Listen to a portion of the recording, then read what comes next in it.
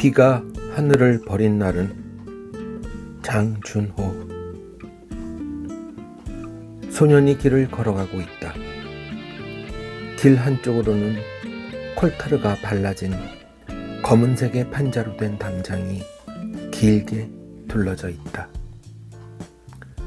소년이 옷소매로 이마에 맺힌 땀방울을 쉴 새 없이 훔쳐내는 동안에도 이글거리는 볕이 콜타르를 녹아내며 눈부시다.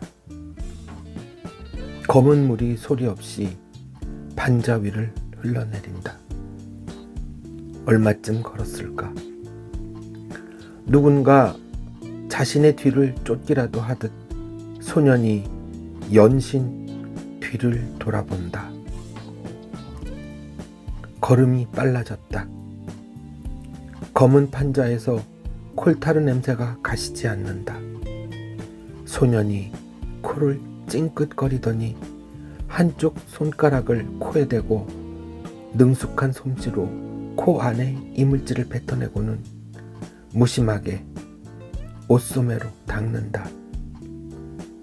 또 뒤를 돌아본다. 역시 아무도 없다. 길을 따라 열심히 걷던 그가 잠시 걸음을 멈추고 위를 올려다본다. 판자로 가로막힌 저편에 높은 철답이 우뚝 서 있다. 소년이 달리기 시작한다. 한참을 달린 소년의 뒤쪽으로 철탑이 보이고 검은 담장이 끝나는가 싶더니 그 주위로는 다시 철조망이 빽빽이 둘러져 있다. 사방을 둘러보고 아무도 없는 것을 확인한 소년이 재빨리 철조망을 벌리고는 그 사이로 몸을 들이민다. 다 빠져나왔는가 싶었을 즈음 갑자기 들려온 개 짖는 소리에 그만 멈칫한다.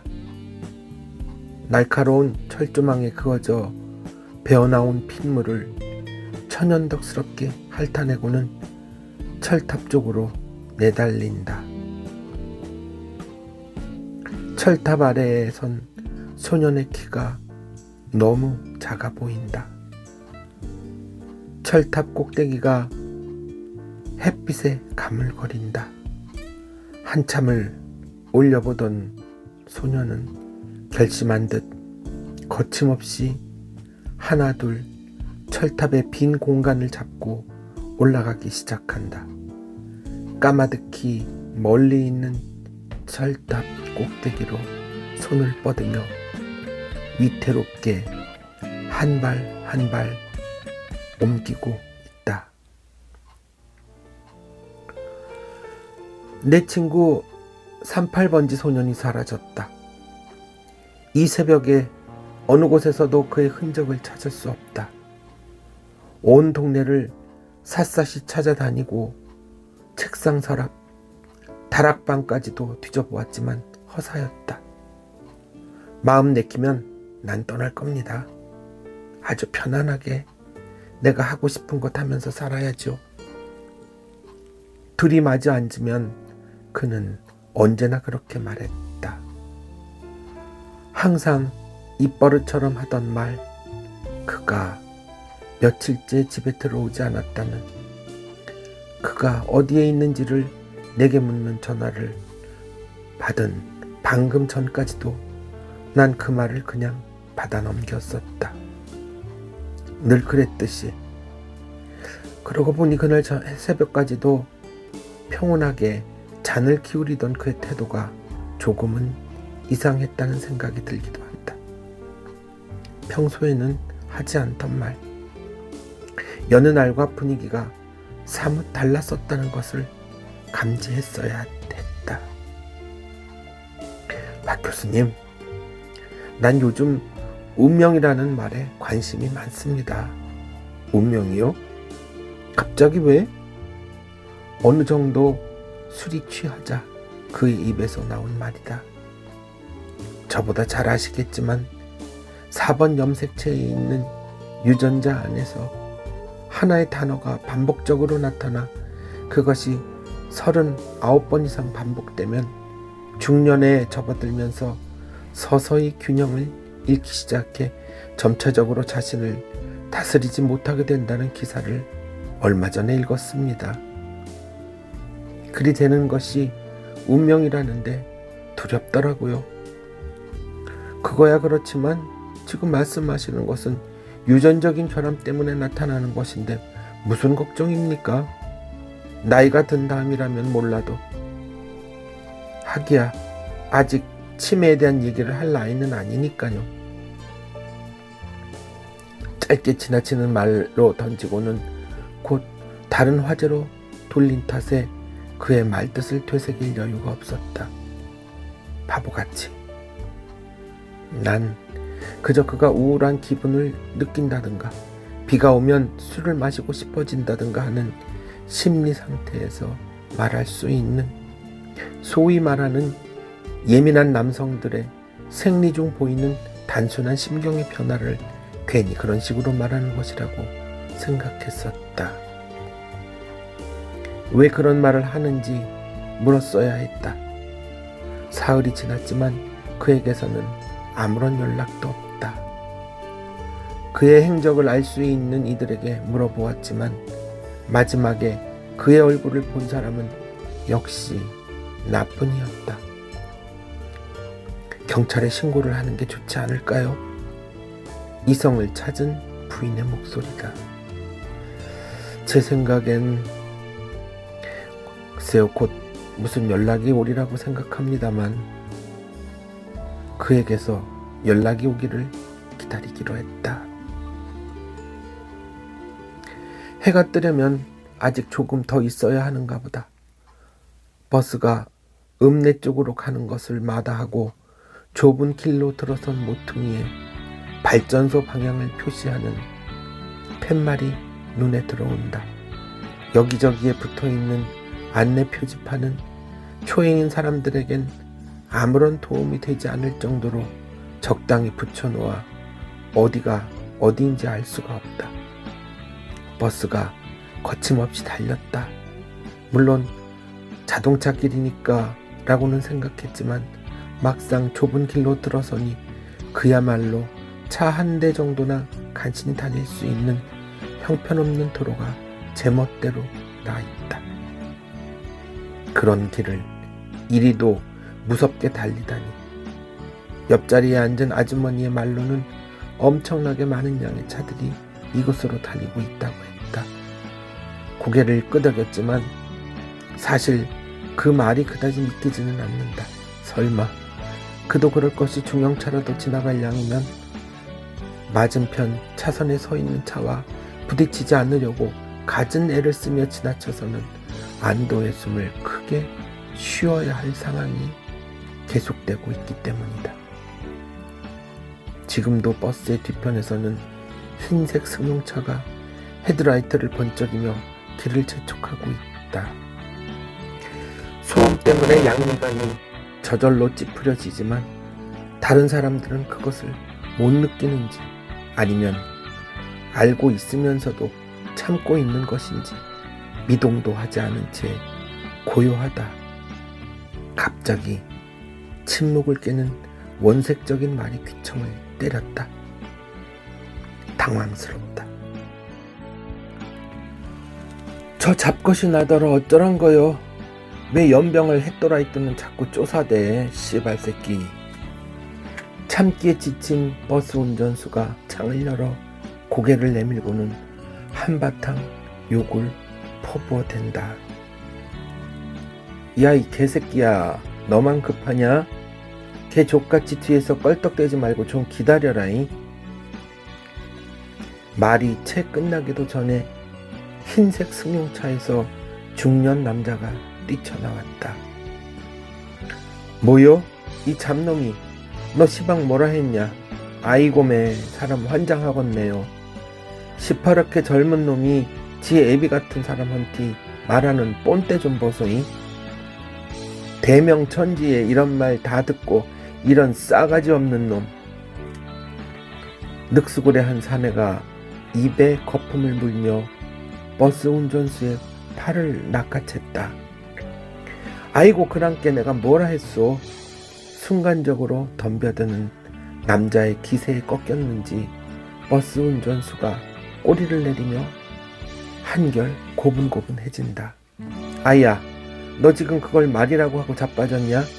방금 나더러 뭐라 했는디? 거그 말 좀 가려 씁시다요. 다들 보고 있는디 창피하겠고럼 왜 이렇사요? 오메 나 죽겠네. 인정은 낙거정 훈계하네요이. 순식간에 아수라장이 되어버린 주위에 길게 늘어선 차량 행렬에서는 숨 쉴 틈 없이 빵빵거리는 크락션 소리가 귀를 따갑게 했다. 눈이 감겨져 왔다. 며칠 동안 제대로 잠을 못 잔 탓인지 눈꺼풀이 더 이상 견디지 못하고 주저앉는다. 밖에서의 소란스러움은 어느새 멀어지며 차츰차츰 끊겨졌다. 그랑께 지가 그만두자고 하지 않소. 미안허요. 운전수의 말소리가 가물가물 한다. 번쩍 눈이 띄었다. 내 가까운 곳 어디선가 낯익은 중얼거리는 소리가 들린다. 처음에는 바람소리라고 생각했다. 슬픔만 보이는 내 눈 차라리 감아버리자. 그러면 어둠 속에서 내일이 보일까? 소리가 멀어졌다 가까워지고 또 다시 멀어진다. 38번지 소년, 그가 돌아왔다. 소리 나는 쪽으로 달려간다. 어디에 있을까? 사방을 휘둘러 보지만 그의 그림자조차 눈에 들어오지 않는다. 분명히 이쪽이었는데, 아니 저쪽이었을까? 허둥대는 동안에 그를 찾을 기력도 사라지고 온몸이 얼음장처럼 차갑게 굳어지는 것 같다. 분명히 그가 돌아온 듯 싶었는데 틀림없이 그가 늘 입버릇처럼 하던 거였는데 가슴 한구석에 떠나지 않는 무엇이 있었다. 그때 물어봤어야 했는데 바지가 얼어붙은 것처럼 다리에 휘감겨 도무지 몸을 제대로 움직일 수가 없다. 박 교수 오늘 어때? 퇴근 무렵이면 가끔씩 전화를 걸어오는 그의 첫마디였다. 무엇인가 쫓기듯 항시 호둥대던 그도 이때만큼은 안정된 목소리다. 늘 그랬듯이 그의 이야기의 시작은 잡다한 우리 주변의 것들로부터 하나둘씩 나오기 마련이었다. 난 항상 그의 말에 귀를 기울이며 그의 달변에 혀를 내두르곤 했다. 그를 마지막 보았던 그날도 나는 그의 말솜씨에 끌려 길거리 육교 밑에 작은 술집에 있었다. 지금 만족하고 있어? 당신은? 나? 글쎄 이렇게 살다 죽는 거지 뭐. 요즘 들어 그의 말 중에는 죽음과 관련된 단어들이 많이 등장했었다. 그렇다면 그가 죽은 것일까? 난 그렇게 생각하지 않는다. 아니, 다른 사람들이 모두 그렇게 생각해도 나는 그것을 인정할 수 없다. 내가 알고 있는 그의 끈기와 노력과 집요함은 어떤 경우에서도 그 자신을 함부로 방치하지는 않을 것이다. 그런 그가 도대체 어디에? 주인에게서 받은 펜으로 그가 흰 벽에 무엇인가를 쓰고 있다. 주인은 단지 보고만 있을 뿐 말릴 생각도 하지 않는 듯하다. 당황한 내가 그를 저지하려 했지만 주인은 그저 미소만 짓고 있고 커다란 흰 벽에 낙서처럼 몇 줄이 쓰인다. 고통스러운 일만 내 귀에 들려와 나는 귀를 막는다. 바다로 가자. 끝이 없는 아픔 속에서 나는 무엇을 찾는 것일까? 난 웃었다. 그때 그의 마음을 헤아렸더라면 좋았을 텐데. 밖은 벌써 어둑어둑한 땅거미의 그늘에 숨을 죽이기 시작했다.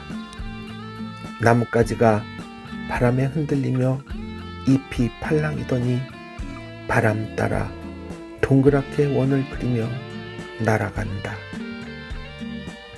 나뭇잎이 몸에서 하나 둘 떨어질 때마다 나무도 아픔을 느낄까 궁금하다.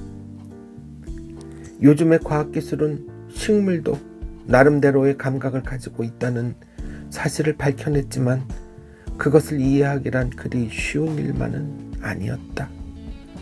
벌써 열흘이 지났건만 그에게서는 소식이 없다. 걸려오는 전화벨 소리에 신경을 곤두세우며 기다리고 있지만 온통 그의 소식을 묻는 전화뿐. 그로부터의 전화는 오늘도 오지 않았다. 어느 틈의 거리에 가로등이 켜지고 나는 어두컴컴한 쇼윈도우 앞에 서 있다. 그와 함께 자주 가던 선술집 옆 길모퉁이의 양품점에 몇 년째 빛바랜 에메랄드빛 셔츠를 입은 마네킹이 서 있다. 그곳을 지나칠 때마다 그는 이런 말을 했다. 지난번보다 색이 더 바랜 것 같은데. 그가 안타까운 듯이 여기저기를 살핀다. 마네킹은 아무 말이 없다. 오늘 이곳을 지나면 그가 어디선가 불쑥 나타나 나를 놀래킬지도 모른다고 생각했다. 그때 알아차렸어야 하는 건데. 불현듯 그가 우리 몸의 염색체에 대해서 하던 말을 떠올렸다. 인간의 염색체에도 나름대로의 역할 분담이 있다면서요? 예를 들자면 7번 염색체는 본능과 관련이 있다던가 11번 염색체는 그 사람의 성격 형성에 영향을 준다던가 하는 특유의 기능 말입니다. 실제로 사람들에게는 생명을 시작으로 하는 1번 염색체에서 역사와 충돌, 이기주의와 질병, 영생불멸과 죽음을 넘어 자유의지를 고수하는 22번 염색체까지 23쌍의 염색체를 가지고 있다. 이들의 디지털 정보는 막을 방법도 거스를 방법도 없이 유전자 나름의 특정 장소에서 저장되고 복제, 반복되기 때문에 어찌 발현되는가는 전적으로 자신의 운명인 것이다. 그의 말이 계속되었다. 자신의 적성과 관련해서 전공이나 직업을 선택하는데도 유전자의 성향을 따르게 된다고 하니 섬찟하지 않습니까? 난 잘 선택한 건지. 사실 인류는 수십억 년에 걸쳐 문화를 일으켰고 우리의 조상은 자연으로부터 배운 자신들이 습득한 경험을 후손들에게 물려주며 사용할 수 있도록 가르쳤다. 실제로 누구든지 각자의 경험하는 환경은 자신의 유전자의 성향에 따르게 되고 이 유전자의 발현으로 개발된 기술은 그것을 자기 것으로 소화해낼 수 있는 능력을 가진 자들에 의해서 발전되어 왔음을 부인할 수 없을 것이다. 그가 운명을 생각하게 한다는 그 말은 어쩌면 자신에 대한 누군가가 나를 쳐다보고 있는 것을 뒷덜미에서 느끼고 있다. 다른 사람이 아닌 내 친구 38번지 소년이다. 분명 그가 내 옆 어디엔가 있었다. 주위에는 아무도 없다. 하지만 그가 와 있다는 느낌은 계속해서 내 주위를 맴돌고 있다. 도대체 어떻게 된 거야? 뭔가 끼 기분 나쁜 소리가 내 앞에서 들린다. 눈이 쇼윈도우 앞에서 멈춰서며 동공이 확장되기 시작했다. 그가 어디 있는지 아십니까? 고개를 저었다. 모르신다고요? 빛바랜 에메랄드빛 셔츠를 입은 마네킹의 탄식이 마치 벼락처럼 내 귀에 울렸다. 당신이 그가 어디에 있는지를 모르신다는 말씀입니까? 고개를 더 힘차게 가로저었다. 알 수 없는 일이군요. 당신이 그의 행방을 모르신다니. 마네킹의 눈가에 실망의 빛이 떠올랐다. 난 당신은 알고 있으리라고 생각했는데. 그는 늘 내게 이런 말을 묻곤 했습니다. 우리가 세상을 살아가면서 제일 탐내는 것이 무엇일까요? 그 많은 것들 중에서 내가 목숨을 걸고라도 지켜야 할 게 어떤 겁니까? 내가 살아있어도 되는 걸까요? 당신은 뭐라고 했습니까? 아무 말도 하지 않았다. 눈물이 떨어져 내린다. 당신은 그에게 대답해 줄 줄 알았는데. 말이 채 끝나기도 전에 마네킹의 손끝이 굳어지기 시작했다. 급하게 말이 이어졌다. 그는 지금 무슨 말인가 그의 입이 움직였지만 알아들을 수가 없었다. 필사적으로 다가갔지만 이미 본래의 생명력이 없는 마네킹의 모습으로 돌아가 있었다. 손을 내밀어 조심스럽게 그의 손을 잡았다. 유리벽을 통해 느껴지는 그의 손에는 따스함이 남아있다. 살랑대는 바람과 바다 내음이 좋다. 인적이 뜸한 한적한 모래사장의 가운데에 내가 서 있다. 엷은 에메랄드 빛의 바다는 햇살을 받아 반짝이고 그 위에 물새가 한가롭다. 하늘은 물이라도 쏟아낼 듯이 투명함을 더하고 나는 바다를 향해 크게 기지개를 켰다. 멀리 보이는 저편에 아이가 혼자서 거북이 집을 짓고 있다. 손을 흔들었다. 아이는 눈길도 주지 않고 무심하게 가버리고 넓은 그곳에 나는 혼자 서 있었다. 갯바위 위에 하얀 물새가 떼지어 앉아있다. 따스한 햇살을 온몸에 받으며 그 자그마한 몸을 열심히 움직이고 있다. 삐죽한 부리를 겨드랑이 사이에 넣고 무언가를 심각하게 쫓고 있다. 짧다고 생각했던 목이 누가 잡아당기기라도 한 듯이 길어져 고개라도 하는 것처럼 뒤틀린 채로 날개 밑으로 들어간다. 숨이 막히진 않을까 하는 걱정에 손바닥에 땀이 솟아나지만 하얀 새의 목은 어느새 본래 상태로 돌아와 있다.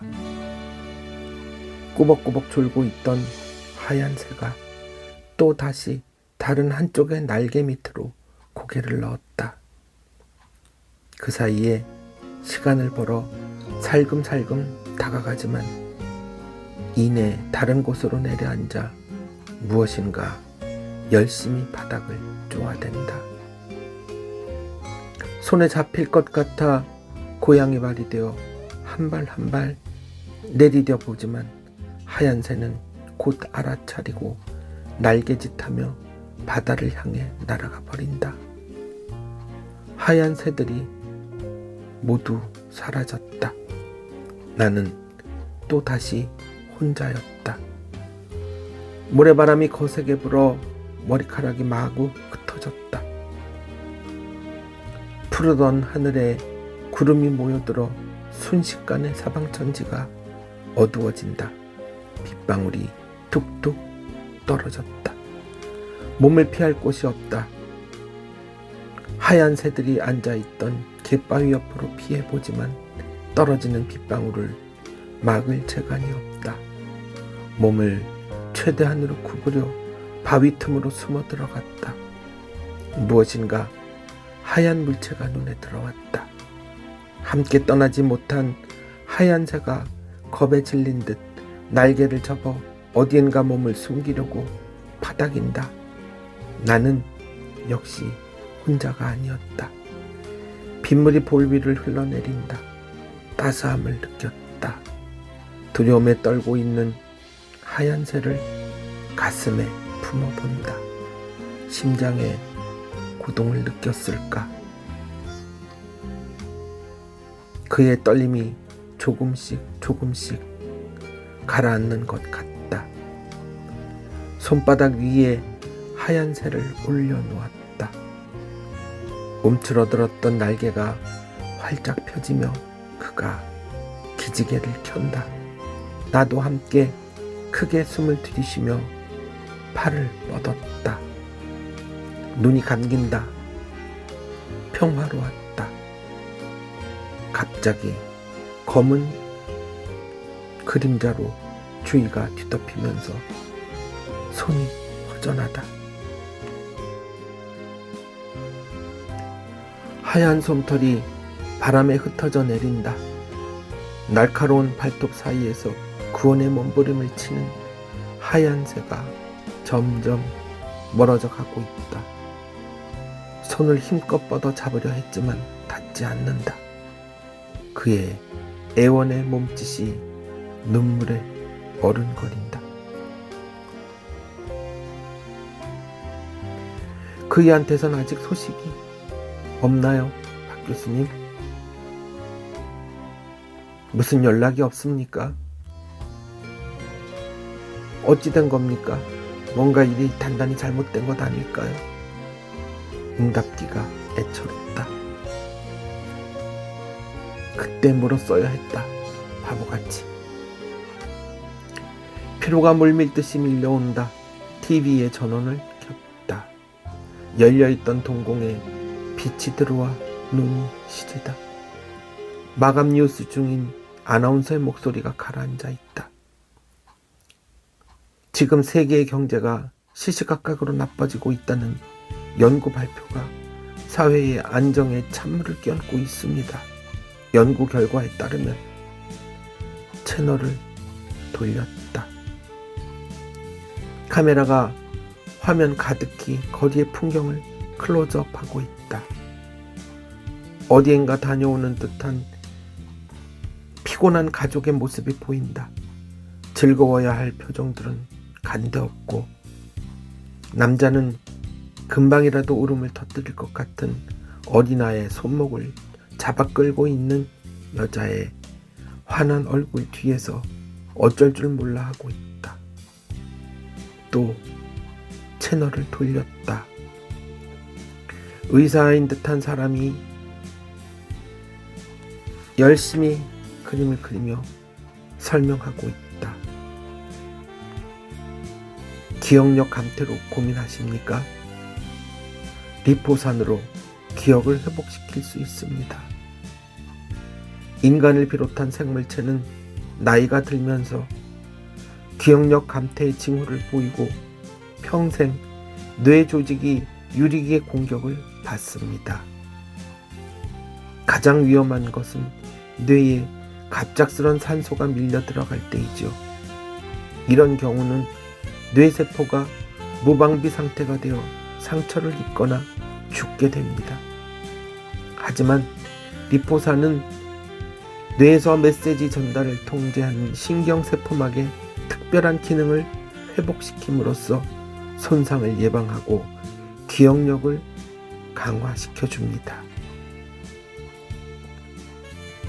그의 말을 듣고 있노라니 뇌의 기능이 조금만이라도 향상되면 지금껏 머릿속을 뒤흔들어 놓고 있는 여러 가지 잡다한 문제들을 쉽게 해결할 수 있을지도 모른다고 생각했다.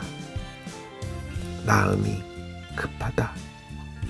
하지만 화면 속에 그는 리포산이 뇌의 기능을 향상시켜준다는 말만 되풀이할 뿐 색다른 것을 기대하는 내 욕구를 충족시켜주지 못하고 있다.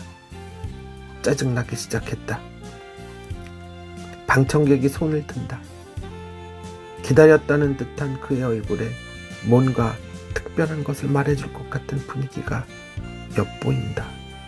각본이었을까? 그의 입주위로 온 신경을 집중했지만 소의 콩팥과 심장 그리고 간, 그럼 그렇지. 그렇게 시간을 끌여야 출연료를 더 많이 받겠지. 하루가 또 그렇게 지나가고 있다. 미로 칸칸이 막혀있는 몇 개의 방을 지나 수십 개의 계단을 내려 도착한 곳은 아무도 없는 빈 공간의 실험실이다. 어두컴컴했지만 어슴푸레한 불빛이 따로 등을 켜지 않아도 사물을 식별하기에는 족하다. 사방을 둘러본다. 실험실이라고는 하지만 그것을 확인할 만한 기자재가 눈에 들어오지 않는다. 일반적으로 실험실이라면 흔히 맡을 수 있는 화학약품의 냄새라도 느낄 수 있으련만 이곳은 전혀 그렇지 않다. 일부러라도 코를 실룩거려 보지만 약품 냄새에 답답함이 없는 그런 곳이다. 그렇다고 이곳에서 실험이 이루어지지 않는다고는 생각할 수 없다. 실험을 하지 않고 그대로 방치해 두었다면 어느 구석에라도 먼지가 쌓여 있을 법도 하건만 그보다도 방금 누군가가 이 방을 청소했다는 표현이 어울릴 만큼 깨끗하게 정돈되어 있다. 벽에 한쪽으로 눈길이 간다. 마치 홀로그램을 보는 듯한 착각에 빠질 정도로 정교하게 그려져 있는 행성들은 태양계의 모습을 하고 있다. 저 멀리 안드로메다 은하가 보인다. 지구로부터 수백만 광년이나 떨어진 그 은하의 모습이 마치 내 옆에 있기나 한 것처럼 환상적인 빛을 발하며 평온함을 준다. 내가 그곳에 있다. 고개를 돌린 또 다른 벽에는 크고 작은 물고기들이 헤엄치는 푸른 빛의 바다가 그려져 있다. 은은한 형광색채로 물들여진 바다. 너무나 사실적인 표현에 감동되어 가까이 다가가지만 그 형상은 곧 허물어져 무정형의 모습만 보일 뿐 물고기의 모양을 구별할 수 없는 점의 연결에 흠칫 놀라 몇 발자국 뒤로 물러섰다. 헤엄치고 있는 그대의 얼굴이 선명하게 눈에 들어온다. 처음에는 그 종류가 다양하게 생각되었던 수백 마리의 크고 작은 물고기들이 각기 모두 한 얼굴을 하고 있다. 슬픔에 가득 찬 얼굴, 두려움에 떨고 있는 얼굴, 한숨을 짓는 얼굴, 고뇌에 찬 얼굴, 체념에 고개 숙인 얼굴에 눈물이 얼룩져 있다. 내가 그곳에 있었다. 아빠, 세상에는 착한 사람과 나쁜 사람 중에 어떤 사람이 더 많아? 너는 어떻게 생각하니? 난 착한 사람이 더 많을 거라고 생각해. 그래? 착한 사람은 어떤 사람인데? 글쎄, 우선 죄를 짓지 않고 다른 사람을 괴롭히지 않는 사람. 그리고 거짓말하지 않는 사람. 그렇게 생각해? 아이의 눈빛이 초롱초롱하다. 아빠, 나 또 궁금한 게 있는데. 뭔데? 그런데 이 우주에는 내가 또 있을까? 무슨 말이지? 난 자꾸만 이런 생각이 들어. 어떤 생각? 지금 나 말고 우주 어디인가에 나 같은 애가 살고 있을 것 같은 생각이 들어. 그래? 왜 그런 생각이 들까? 몰라. 그냥 어디 다른 별에 내가 있지 않을까? 걔는 나보다 나이가 많을까? 적을까? 아이가 바짝 다가앉는다. 글쎄다.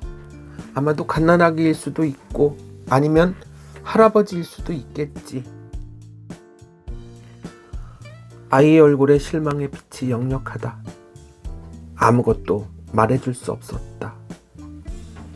이 세상에 내가 존재하기 시작한 훨씬 전의 이야기도, 앞으로 올 미래에 관한 얘기도, 아이의 궁금증을 풀어줄 어떤 것도 나는 대답해 줄 수가 없다. 다만 현재가 중요하다는 것 외에는. 당신에겐 슬픔이 없습니까? 슬픈 얼굴에 물고기가 물었다. 왜요? 있지요. 미소를 지었다. 두려움에 떨고 있는 얼굴에 물고기가 물었다. 당신은 두렵지 않습니까? 두려움이요? 당연히 있지요. 나라고 왜 두려움이 없겠습니까? 한숨 짓는 얼굴의 물고기, 고뇌의 얼굴을 한 물고기가 비웃으며 등을 돌렸다. 이상하군요. 그런데 당신은 왜 말을 하지 않습니까? 이미 자신을 버린 건 아닌가요? 아닙니다. 난 항상 내 자신을 잘 감싸고 있어요. 감싸다니요? 어떻게 말입니까? 돌아서던 그들이 가까이 다가왔다. 나도 예전엔 당신들처럼 슬픔과 두려움과 고뇌 속에서 많이 방황했었습니다. 다른 사람들로부터 나를 지킬 수 있는 방법을 찾기 전까진 말입니다. 지금은 그것을 찾았다는 말씀이신가요? 일단은요. 그게 어떤 겁니까? 우리에게도 그걸 말해주실 수 있습니까? 어려운 건가요? 그렇지 않아요. 난 내 자신을 투명한 랩으로 덮어 씌웠답니다. 투명한 랩을요? 예, 다른 사람들이 던진 얼룩들로부터 나를 지키기 위해서였습니다. 얼룩진 랩을 벗겨버리며 나는 본래 내 자신으로 돌아올 수 있으니까요. 그게 그렇게 가능합니까? 그럼요. 보세요. 이렇게 편안하지 않습니까? 그리고 내게는 소중하게 간직하는 또 한 가지가 있습니다. 당신이 참 부럽군요. 난 그렇지 못합니다. 체념에 고갯짓을 하는 그의 눈가에 이슬이 맺혔다. 그렇게 생각하지 마세요. 당신이 이 세상에 모습을 보였다는 것이 얼마나 대단한 일입니까? 아무도 당신의 존재를 거부하지도 당신을 못마땅하게 생각하지도 않습니다. 그럴 수도 없고요. 당신은 당신이 있음으로 해서 그 존재 가치가 더해진다는 것을 인식해야 합니다. 아니요. 이제 내겐 어떤 애착도 희망도 없어요. 만일 당신이 이 세상에 태어나지 않았다면 어떻게 이 아름다운 세상을 볼 수 있겠습니까? 그건 그렇지만 모든 것이 내게 등을 돌리고 앉아 있습니다. 나에게 기쁨의 구원을 줄 수 있는 것은 아무것도 없어요. 그의 한숨이 모두를 절망의 나락으로 내밀었다. 정말 그렇게 생각하시나요? 아니면 저한테 특별한 게 있겠습니까? 그렇지 않습니다. 설사 당신이 불행하다고 느끼고 있다 한들 그게 뭐의 대수랍니까? 그 불행은 결코 다른 사람에게서 만들어지는 것이 아니랍니다. 내 안에 존재하는 또 다른 나로부터 발생하는 것이지요. 그것에 우리들은 얽매여서 자신의 존재 가치를 떨어뜨리고 스스로 절망하는 겁니다. 잘 생각해 보세요. 당신이 단지 느끼지 못하는 것뿐이지 당신도 그것을 어디엔가 가지고 있을 겁니다. 그것이라니요? 그게 대체 뭔가요? 당신에게도 내게도 희망을 말하게 할 수 있는 우리들이 말하는 최후의 보루말입니다. 그것은 판도라의 상자 안에 있죠. 그가 잠시 생각하더니 등줄기에서 뭔가를 꺼냈다. 너무 작아서 눈에 보이지도 않는 조그만 상자. 어디서 묻었는지는 모르겠지만 내 지느러미에 붙어서 떨어지질 않습니다. 당신이 말씀하시는 판도라의 상자라는 것이 혹시 맞아요. 이것이 어떻게 나를 구해줄 수 있다는 겁니까? 그 안에 마지막으로 남아있는 당신의 희망이지요. 그것이 현재 당신을 지탱해주고 있습니다. 물론 그것은 앞으로도 당신의 힘이 되어주겠죠. 당신이 잘 간직한 덕분입니다. 그의 얼굴이 밝아졌다. 아침에 집을 나서면서부터 편지함을 뒤졌다. 우편함에 가득 찬 우편물들은 광고 리플릿이 대부분이었고 그나마 정상적인 우편물도 카드 회사의 청구일 뿐이다. 아래 위로 잠겨져 있는 연구실의 문을 열자 낯선 글자의 편지 봉투가 문 밑으로 들어와져 있었다. 발신인 주소도 없이 단지 공공대학 공공학과 박철민 교수님이라고만 쓰인 흰 봉투였다. 황급히 봉투를 찢었다. 박 교수님, 저는 편하게 잘 지내고 있습니다. 안녕히 계십시오. 윤경수 올림.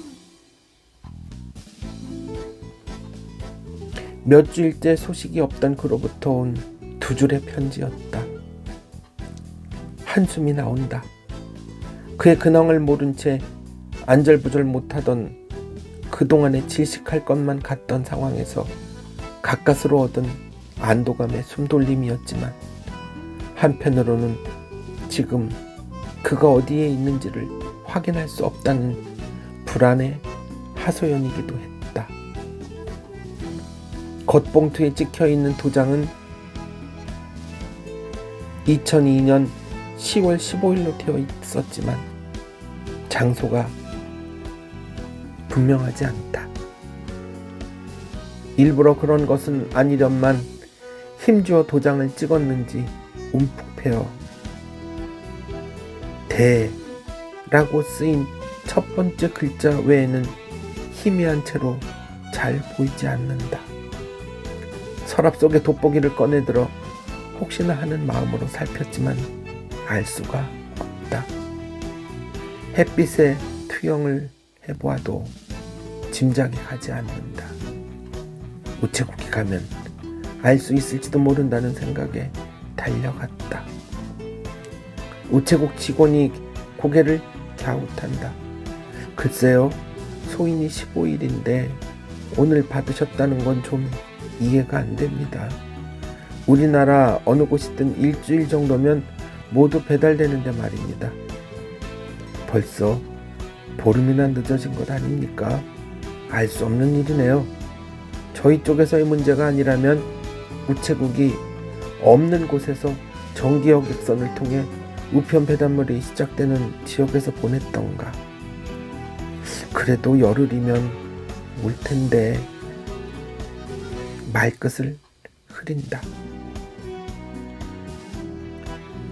잠시 난감해하던 우체국 직원이 뭔가 할 말을 찾은 듯 앞으로 다가섰다. 참, 그리고 장소 이름은 두 글자가 틀림이 없습니다. 찍혀진 이름 뒤에 빈 공간으로 봐서는 세 글자가 아니고 두 글자가 확실합니다. 도움이 되었으면 좋겠습니다만 몇 번이고 감사하다는 말을 하고는 돌아섰다. 그가 지금 어딘지는 모르지만 라는 지역에 있음은 틀림이 없다. 그것도 큰 수학이라면 수학이었다.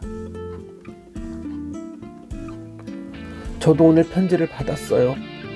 낮게 가라앉은 말투다. 뭐라고 써있습니까?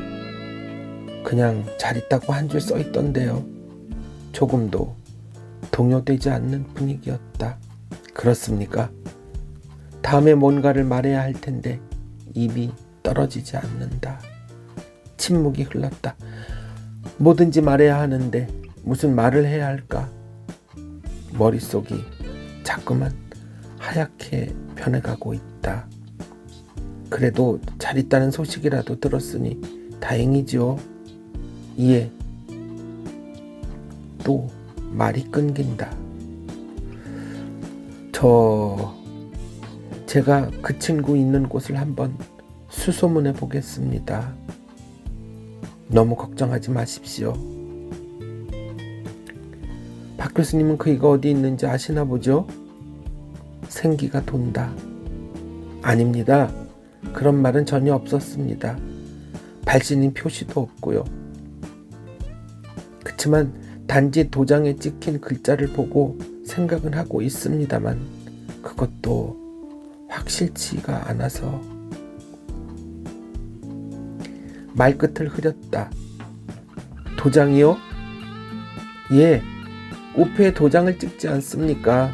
거기에 보면 발신지가 어디인지는 대충 알 수 있겠는데 제 편지에는 도장이 잘 찍히지 않아서 알아볼 수가 없습니다. 잠깐만요. 그럼 제 편지에 고요가 흐르더니 부스럭거리는 소리와 함께 격앙된 목소리가 수화기를 통해 전해져 왔다. 찍혀 있어요. 제 봉투에는 대진이라고 확실하게 찍혀 있어요. 금방이라도 울음을 터뜨릴 것 같은 목소리다. 쿵쿵거리는 소리가 그쪽으로 전해질까 가슴에 손을 얹었다. 심장이 요동치고 있다. 나도 모르게 숨을 깊이 들이쉬고는 살며시 뱉어냈다. 조금은 안정된 듯 했지만 수화기와 저쪽에서는 아직도 솟구치는 감정을 억제하지 못하는 듯 거친 숨소리가 귓볼에 닿는다. 조금만 기다리십시오. 제가 한달음에 달려가 그 친구를 데려오겠습니다. 코메인 소리가 들린다. 지도를 펼쳐들었다. 항상 좁은 땅덩어리라고 생각했던 내가 정말 바보였다.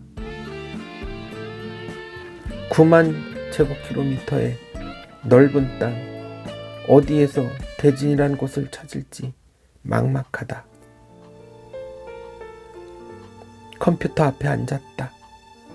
혹시라도 컴퓨터가 그 실마리를 찾아줄지도 모른다는 생각에서였으나 대진이라는 단어를 치자 전체 39,442개의 웹사이트를 찾았습니다.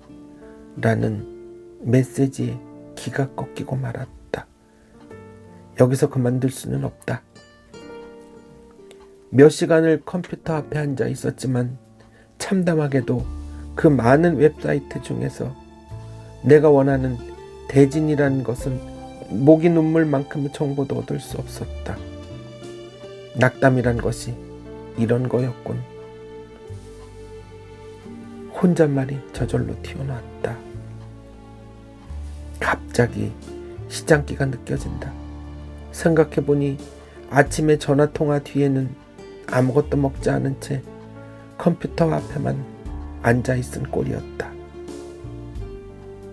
벌써 점심때가 훨씬 지난 시간이라 식당에는 사람들이 별로 없다. 식당 아주머니가 피곤한지 졸다가 반갑게 맞는다. 햇빛이 비추는 창가에 앉았다. 파리가 몇 마리 여기저기 날아다닌다. 특별히 파리가 좋아할 구석이 없건만 유독 내 쪽에 모여들어 신경을 자극하고 있다. 손을 젓자 사라졌다간 다시 날아와 앉아서는 열심히 앞발을 비벼댄다. 더 이상 쫓지 말라는 애원인가? 갑자기 눈앞에서 휙 하는 소리와 함께 파리 한 마리가 바닥으로 떨어져 내렸다. 식당 아주머니의 다부진 얼굴에 웃음기가 보인다. 조용해졌다. 음식이 나오려면 아직 더 기다려야 하는가 보다. 신문을 집어들었다. 지면이 온통 정치 얘기로 가득 메워져 있다. 늘 그랬듯이 앞부분을 그냥 넘겼다. 사회면은 대충 눈으로 훑어내린다. 경제가 침체 늪에 빠지고 있으며 우리나라의 기반 산업이 흔들리고 있다. 그것을 타개하고 우리 경제의 지속적인 발전을 위해서는 장기적인 투자가 절실히 요망된다는 얘기였다. 답답한 사람들, 장기적인 투자? 누가 그걸 몰라서 그래? 말로만 진단하고 적당히 넘어가는 말 투자? 말로야 투자 잘하지. 투자한 데서 예산을 잡아놓으면 엉뚱하게 자기 뱃속 챙기기에 급급하고 실적 내라니까 숫자 누름에서 겉만 번드르르하게 만들어 놓고는 이쑤시면서 트림이나 하는 무용지물들이 버티고 있는데 발전은 무슨 발전이야. 또 먹히고 마는 거지. 신문을 덮어버렸다. 김씨를 찾았대? 동사무소에서 그런 것도 해주는가 보지? 순간적으로 내 1000억 개의 뉴런이 말소리에 집중되었다. 흩어진 가족을 동사무소 직원의 도움으로 찾았다는 얘기였다. 다시 정보의 바다 앞에 앉았다. 번개치는 속도가 그랬을까? 방금 전 엄청난 속도로 내게 전달한 1000억 개의 작은 신경세포의 정보 확인 능력에 손가락이 떨리고 있다. 분명 뭔가를 얻을 수 있다고 확신했다. 심장의 박동과 손가락의 떨림은 공존한다. 그것은 기대와 불안이 뒤섞인 탓임을 배제할 수 없다. 1분 후면 그를 찾을 수 있다는 가능성과 또 다시 허탈의 나락으로 떨어질 가능성. 하지만 점점 커지는 불안감은 나 스스로도 뇌를 구성하고 있는 그 뉴런이 어쩔 수 없이 하루에 15만 개씩 죽어가는 나이에 접어들면서부터는 자신감보다도 안전한 방법을 선택하는 자신을 많이 봐왔기 때문이기도 하다. 대진동 사무소를 쳤다. 컴퓨터 화면에 글자가 보인다. 전체 2개의 웹페이지를 찾았습니다. 내 안에 7번 염색체가 요동을 쳤다. 나는 그것을 신뢰한다. 바로 이 순간 지금까지도 나의 뇌 안에 앙금처럼 남아있던 20세기의 심리학과 모든 다른 사회학을 주도해온 프로이드와 마가렛 미드와 같은 결정론자들의 쇠뇌의 산물로부터 껍질을 벗어 던지고 유전자가 우리의 행동을 결정짓는다는 이론에 대한 내 생각의 우유부단함을 단번에 훌훌 털어버리기에 좋겠다. 강원도 동해시. 이 정도 멀리 떨어진 곳에 어디라면 늦어질 수도 있었다. 자그만 지도에 깨알처럼 박혀있는 인쇄된 글자에 현기증이입니다. 붙잡는 식당 아주머니의 손을 뿌리친 때문인가 냉장고 안에 우유를 컵에 따라 한 모금 들이켰다. 숨이 막힌다. 있다. 대진이라는 글자가 내 망막 속에 새겨져 아른거린다. 내 뇌의 전두엽 앞 피질의 작은 부분에서만 발현되는 단백질이 자신의 임무를 훌륭하게 완성한 덕이었다. 나는 나의 유전자들이 모여 만든 생물학적 존재이다. 이들이 나의 뇌를 만들어 일상생활에 책무를 위임하였고 또한 내 스스로 결정할 수 있게 하였다. 그것은 소란스럽지 않게 어느 날 사라져버린 내 친구 38번지 소년의 행방을 수소문해주고 있다. 기차가 알 수 없는 도시를 달리는 저편에 섬이 하나 보인다. 어디쯤 왔는지 목을 길게 빼고 사방을 둘러보지만 도무지 알 수가 없다. 어디에도 철길은 없는데 덜커덩 소리를 내며 달리는 기차에 차창 밖으로 방금 보았던 섬이 모습을 바꾸어 또 내 옆을 지나간다. 아마도 나는 아이와 함께 까마득히 보이는 저 섬으로 가는 기차를 탄 모양이다. 기차 안에는 소풍을 가는지 푸른빛의 교복을 입은 학생들로 가득 차 있다. 한동안 들떠있는 분위기가 가라앉는가 싶더니 뭔가 웅성거리며 소란스러워지기 시작했고 심상치 않은 일이 발생했다는 것을 눈치챘을 때는 내 옆에 함께 있어야 할 아이가 보이지 않았다. 본능적으로 학생들의 틈을 비집고 아이의 행방을 물었다. 어떤 애가 이 밑으로 들어갔는데요? 누군가 말했다. 주위에 모여있는 사람들은 학생 복장을 하고는 있었지만 늑수그레한 아저씨들이라는 것을 한눈에도 알 수 있다. 그들이 무엇 때문에 그처럼 어울리지도 않는 복장을 하고 있는지 궁금했지만 그것보다도 먼저 아이를 찾는 일이 내게는 더 급하다.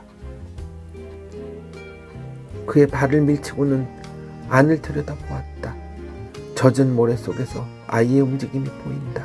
하지만 아이의 몸짓은 손을 뻗으며 그곳을 빠져나오려는 몸부림이 아니라 마치 수영이라도 하듯이 모래투성이의 공간을 자유롭게 헤엄치고 있는 것처럼 생각되었다.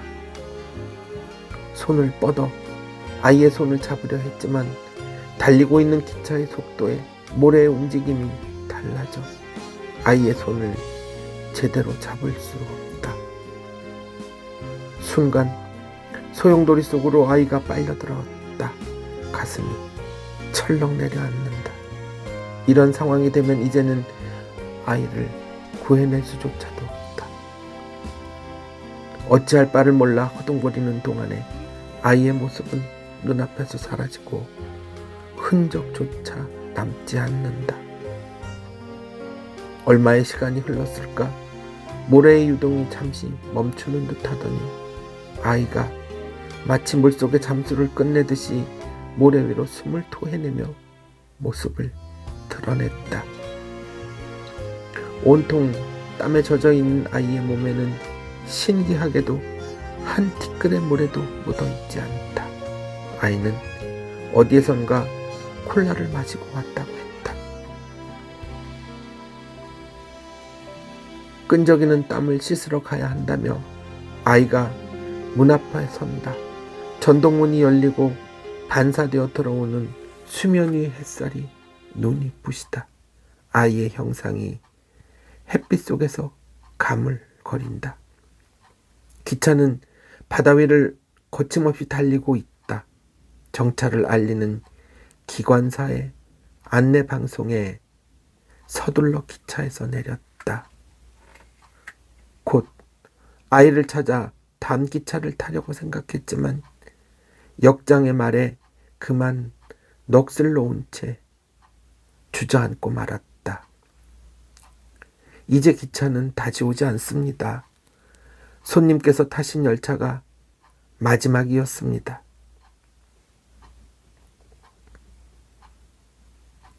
박 교수님, 전 지금도 가끔씩 어렸을 때 꿈을 꿉니다. 꿈이요? 예. 무슨 꿈입니까? 글쎄요. 바닷가에 앉아 있노라면 저쪽 수평선에 뭔가 가물가물 보이는 것이 있어 그쪽으로 가려고 헤엄쳐가면 멀어지고 몇 번이고 그렇게 반복하다간 깨면 울고 있는 그런 꿈 말입니다. 얼마 전에도 똑같은 꿈을 꾸었어요. 깨어보니까 꺼이꺼이 울고 있더라고요. 희한하지 않습니까? 그러게요. 난 어렸을 적에는 철탑에 오르는 꿈을 꾸곤 했어요. 꿈이었지만 철탑 꼭대기를 보고 있노라면 오르고 싶은 충동이 견딜 수 없어 했던 것 같아요. 까마득한 옛날 얘기지만 말입니다. 윤 교수님이 어릴 적에 꾸던 꿈을 아직도 꾸고 있다니 재밌습니다. 28번 도로 안내 표지판에 안강이라고 쓰여 있다. 이제 조금만 더 가서 31번 국도를 타고 내려가면 대진이라는 곳에 도착하게 된다. 그를 쉽게 찾을 수 있을까? 만일에 그를 찾지 못한다면 극도로 예민해지고 있었다. 그도 그럴 것이 지도에 표시되어 있는 대진이라는 곳이 무슨 외딴 섬도 아닌데 우체국 직원의 말대로라면 보름씩이나 걸려 편지가 도착한다는 것이 도무지 납득이 가지 않는 일이기 때문이었다. 그대로 갈 수밖에는 없다. 밖은 벌써 어두워져 길을 분간하기가 힘들었다. 차에서 내리자 먼지바람에 비릿한 바다 내음이 느껴진다. 대지는 주위에 있는 5-6개 정도의 작은 마을을 관할하는 읍이라고 식당 아주머니가 일러주었다. 주민의 대부분이 어선을 갖고 있고 그 중에는 외지에서 온 듯한 사람들도 있다고 했다. 지역이 좁아 누가 오고 가는 것은 굿을 꿰듯이 꿰고 있다는 말도 자랑스럽게 했다. 그의 소식이라도 알 수 있을까 해서 묻자 고개를 가로젓는다. 글쎄요, 내서 잘은 모르겠는데요. 얼마 전에 여기 영준이 할배가 우리 집에 어떤 서울에서 온 사람이라 하며 같이 온 적이 있었습니다. 아이고마, 내가 어찌 알겠어, 예. 그 할배가 윤씨라고 부르는 것 같긴 하대, 예. 그 길로 읍내로 갔다. 분명히 이곳 어디엔가 있을 것이다. 술집문이란 문은 모두 열고 안을 두리번거렸다. 윤지성을 가진 서울 사람을 찾는다고 하자 모두들 코웃음을 친다. 마누라쟁이가 그놈하고 바람나서 도망이라도 쳤다 카드나. 요즘이야 그런 일이 억수로 많으니까. 아이고 젊은 사람이 안 됐네. 영감님이 혀를 끌끌 찬다. 그를 찾을 수만 있다면 상관없었다. 맥이 풀렸다.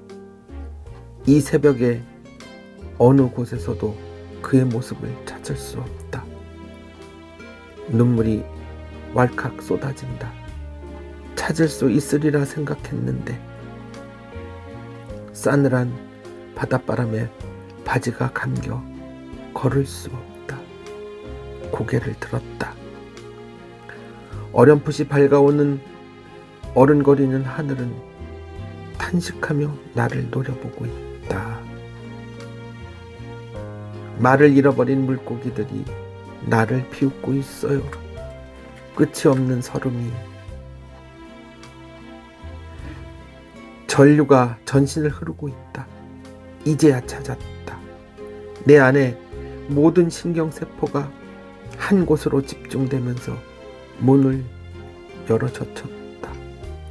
갑작스런 누군가의 출현에 여자가 헤집어졌던 가슴을 황급히 여미며 일어섰다. 윤 교수!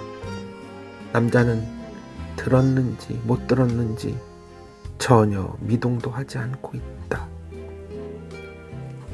여자가 나와 그를 번갈아 쳐다보며 알 수 없다는 표정을 짓는다.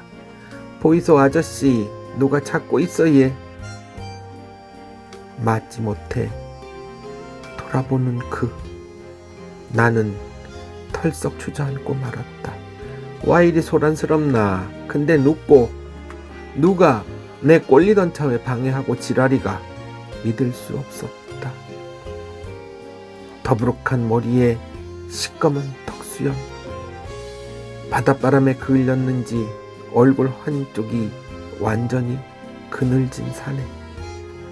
그는 내가 찾던 38번지의 꿈 많은 소년이 아니었다. 황급히 자리를 떴다. 돌아서는 뒤에서 술에 쩐 목소리가 가물거린다. 이리 온나. 내 오늘은 꼭 가시네. 널 죽이 삘기다.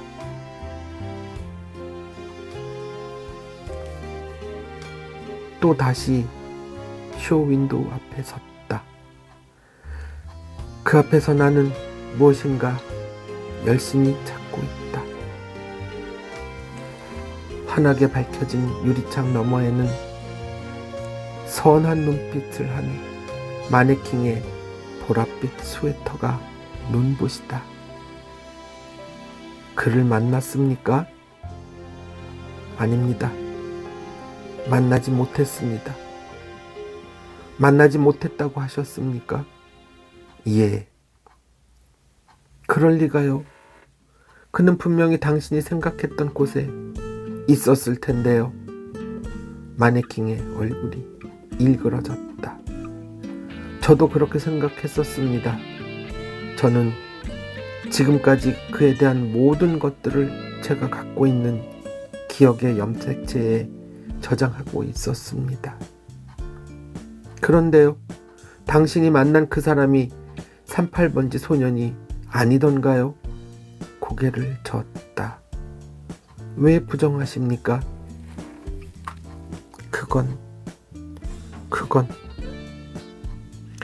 그는 내가 알고 있던 그가 아니었습니다. 아니라니요. 당신이 대진에서 만났던 그 사람은 분명히 당신의 친구인 38번지 소년입니다. 그런데 그가 왜? 가슴이 북받쳐 올랐다. 마네킹이 나를 내려다보고 있다. 자신의 행동에 대한 완전한 책임은 윤리적인 생각과 사회에서 발생하는 크고 작은 잘못을 되풀이하지 않기 위해서 필요한 것이지만 성격에 따라 행동하는 그 자체는 그 사람의 성격을 형성한 많은 쇠뇌의 산물일 수밖에는 없습니다. 나는 사물을 함부로 판단하거나 평가하지 않아요. 그런 것은 이민의 자유의지로 뛰어넘었습니다. 당당했다. 그렇습니까? 당신이 그렇다고 생각하고 있는 것은 착각이겠죠? 착각이라고요? 그렇고 말고요. 당신은 지금까지도 가지고 있는 사고의 결정화된 틀에서 벗어나지 못하고 있습니다. 어째서 그렇게 생각하시죠? 당신이 만났던 그는 조금 변화된 것뿐이지 당신의 친구가 아닌 것은 아니라는 말입니다. 아니요, 그가 아니었습니다. 그가 그리 천박하게 될 리가 없어요. 표정이 싸늘하다. 천박이요? 당신이 생각하는 천박이 무엇입니까? 그는 양식을 가진 사람이었습니다. 그런 그가 그런 곳에서 난 인정할 수 없어요. 단호했다. 그의 목소리가 한층 가라앉는다. 인간의 행동이라는 것이 단기적으로 예측하기는 힘들지만 넓은 의미에서의 예측은 가능하다는 것을 당신도 인정하십니까? 입을 다물었다. 당신의 친구가 늘 말했듯이 어느 날 떠난다고 한 것은 다른 사람의 생각이 아닌 그의 의지였고 그의 자유였습니다. 당신께서 천박하다고 생각하는 그 사회의 통념이 어쩌면 그를 떠나게 했을지도 모른다는 생각은 하지 않으셨나요? 비수가 되어 가슴에 꽂혔다. 당신이 일상에서 보였던 많은 행동들은 당신을 지배해왔던 잠재된 의식의 형체였다는 말을 하고 싶군요. 하지만 당신의 의지로 그것들 속에서 자신을 지킬 수 있는 방법을 생각하게 되었습니다. 당신은 그것을 자신 있게 말하지 않았던가요? 누구든 유전적인 본질과 외부의 영향으로 각자의 행동을 예측불능으로 만들지는 몰라도 언젠가는 자신의 바람이 현실화될 수 있다는 생각은 누구나 가지고 있습니다. 당신의 친구는 당신처럼 자유롭게 그것을 추구하지는 못했지만 슬퍼하고 괴로워하면서도 자신만이 가지는 독특한 유전자들의 주체가 되어 당신이 말하는 최후의 보루를 등 지느러미에 간직하고 있었던 것이죠. 그가 어떤 형태로 변했든 그것이 그의 의지대로였다면 당신은 그것을 인정해야 하고 당신의 기억의 염색체에 저장되어 있는 그에 대한 생각은 수정되어야 하지 않겠습니까? 당신이 그가 아니듯 그도 당신과 같아질 수는 없는 노릇이니까요. 아직도 당신의 친구인 38번지 소년을 모른 척 하실 겁니까? 입가에 미소가 떠오른다. 검은 담장으로 둘러친 곳에 철탑이 우뚝 서 있다. 팔을 걷어붙인 소년이 위태롭게 철탑을 하나 둘 오르고 있다. 철탑 꼭대기가 가물거린다.